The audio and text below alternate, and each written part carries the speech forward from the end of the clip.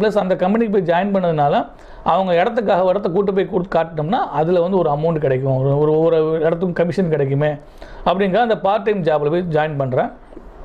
Join பண்ணி அதுலேருந்து எனக்கு ஒரு 1000 rupees 1500 rupees வருது. அது வந்துமே நமக்கு வந்து ஃபேமிலி இருந்ததுனால வந்து என்னால் மேனேஜ் பண்ண முடியல.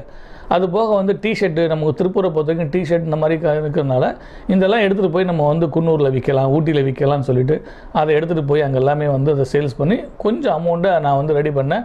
அது மூலமாக நான் வந்து ஒரு 2 வீலர் வாங்கினேன். ஒரு எம்ஐடி வந்து ஃபஸ்ட்டு வந்து எனக்கு வந்து எம்ஐடி தான். நான் ஃபஸ்ட்டு நம்ம வந்து சைட்டுக்கு அப்படின்னு நம்ம வந்து வேலைன்னு வரும்போது எனக்குன்னு உருவாக்குனது வந்து எம்ஐடி தான் வாங்கினேன். இந்த எம்ஐடியிலேருந்து அதுக்குமே வந்து மாதம் பார்த்திங்கன்னா 1081 ரூபா இன்றைக்குமே எனக்கு ஞாபகம் இருக்குது. அப்போ வந்து 18,500 ரூபா அந்த பைக்கு. இதில் 2ஆக டிவைட் பண்ணி கட்டிட்டு மீதி 1081 ரூபா மாதம் கட்டி அந்த வண்டி எடுத்து அதில் வந்து நான் என்னென்னா அந்த குன்னூர் கொண்டு போகக்கூடிய திங்ஸ் எல்லாம் கொண்டு போய் பண்ணிகிட்டு இருந்தோம். ஸோ இதுக்கெல்லாம் இவர்கிட்ட வந்து நம்ம வந்து நிறைய ஒர்க்